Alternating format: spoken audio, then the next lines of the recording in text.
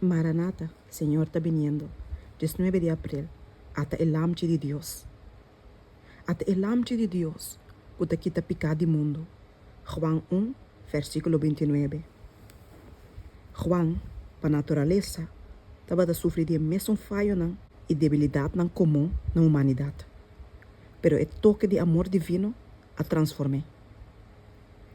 Ora, depois que o ministério de Cristo a começar, o discípulo de Juan a vir cerca de que eu, que tu gente estava a seguir o maestro novo.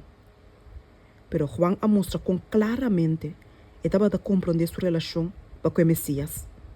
E com gustosamente, ele recebe o som que é seu caminho dela prepara.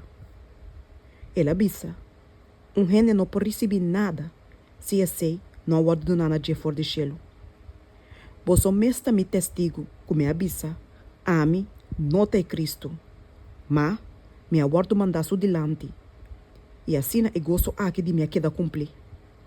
E me ser aumentar, mas a mim me servirá menos. Juan 3, versículo 27 de 30.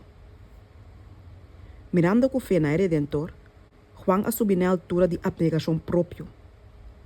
E não a busca para atrair gente na sua mês, pero para isso não pensamento não, mais e mais alta ainda. De hora não sossegar, riba o lampe de Deus. E mês estava solamente voz, grito dentro do deserto. Agora com alegria, ela aceita silêncio e é estado de nota importante, para assim é voa não de tour, por guarda dirigir na luz de vida.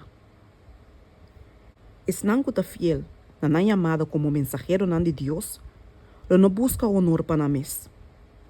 Amor próprio lo guarda guli, dor de amor para Cristo.